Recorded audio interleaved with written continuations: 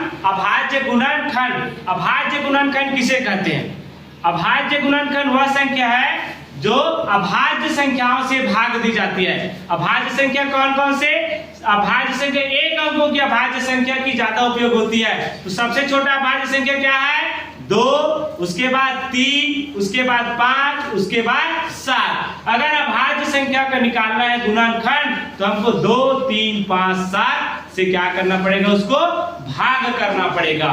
अगर 2 अंकों की अभाज्य संख्या वाली आती है तो वह स्वयं से ही भाग जाएगा। तो आइए हम देखते हैं अभाज्य गुणनखंड। तो अभाज्य गुणनखंड सबसे छोटा 2, उसके बाद 3, उसके बाद 5, उसके बाद 7। अपने पास 320 है। 320 का अभाज्य गुणनखंड क्या है? ऐसे अपने पास सवाल, तब कैसे करेंगे? तो एकदम सरल तरीका, यहाँ पे लिखेंगे 320 और इसको ऐसे करेंगे।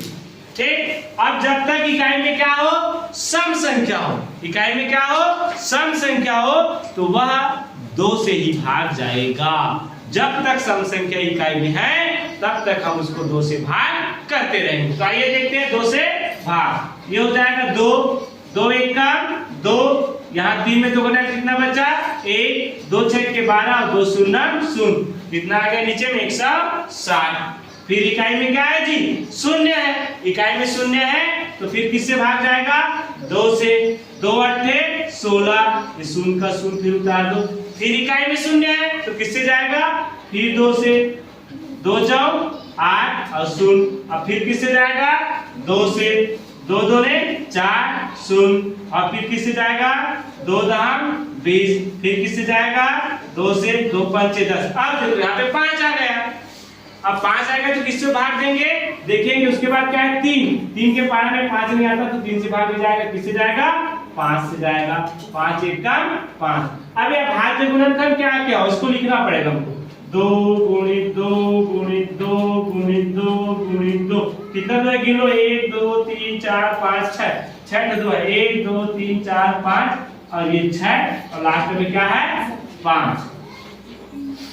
320 का अभाज्य गुणनखंड 2 गुणित 2 गुणित 2 गुणा 2 गुणा 2 गुणा 2 गुणा 5। ये अभाज्य। अब मान लो पूछता है कि 320 का कितने अभाज्य गुणनखंड है, तब क्या करेंगे? इसको गिनती करेंगे, ऐसे निकालेंगे। 1 2 3 4 5 6 7। 320 का 7 अभाज्य गुणनखंड है। 320 का 7 अभाज्य गुणनखंड है। और कौन कौन से अगर पूछेगा तो 2 गुणित 2 गुणित 2 गुणित 2 गुणित 2 गुणित 2 गुणित 5। और कितना पूछेगा तो 7। इस तरह से हम अभाज्य गुणनखंड निकाल सकते हैं। अब देखते हैं अभाज्य गुणनखंड 1000 का अभाज्य गुणनखंड है। ऐसे परीक्षा में आपके पेपर में आया है और ऑप्शन दिया है A B C D।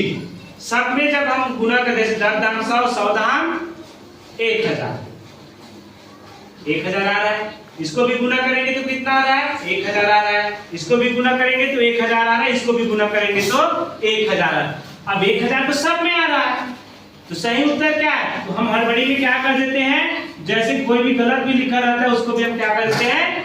Right कर देते हैं, इसको भर देते हैं। जबकि हमको अभाज्य गुणनखंड निकालना है तो अभाज्य गुणनखंड में 10 रहेगा क्या? कभी भी 10 रहेगा ही नहीं, क्योंकि 10 एक ऐसा संख्या है तो सम संख्या है, अभाज्य संख्या है ही नहीं, तो 10 ही नहीं रहेगा। जब इसमें देखेंगे इसको, इसके लिए हमको ऑप्शन को देख के ही नहीं बनाएंगे, हमको इसका अभाज्य गुणनखंड निकालना पड़ेगा। गणित का सवाल कभी भी तुक्का मार के अगर बनाते हैं तो वह गलत हो जाता है। इसलिए हमको 1000 का क्या निकालना पड़ेगा?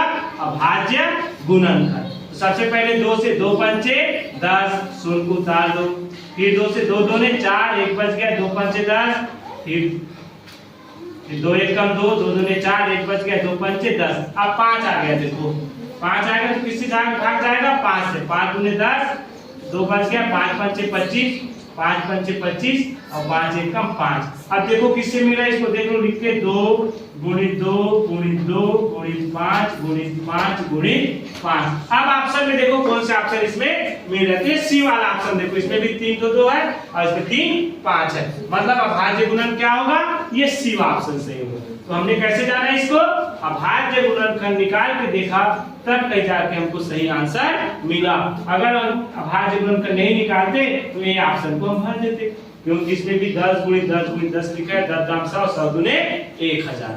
यहाँ पर भी दिया 10 पंचे 50, 50 पंचे 125, ऐसे करके ये भी क्या हो रहा है 1000 हो रहा है। तो जब तक हम उसका हल नहीं करेंगे तब तक सही आंसर नहीं आएगा। तो बच्चों कभी भी कोई भी गणित का सवाल बनाए तो उसको क्या करके बनाना है, हल करके बनाना है, तब कहीं जाकर के आपका उत्तर जो है राइट होगा। इस तरह से हम आसानी से अभाज्य गुणनखंड बना सकते हैं और ऐसे सवाल कक्षा 6वीं प्रवेश परीक्षा हेतु पूछा जाता है। इस वीडियो को देखिए, लाइक करें और शेयर करें। धन्यवाद।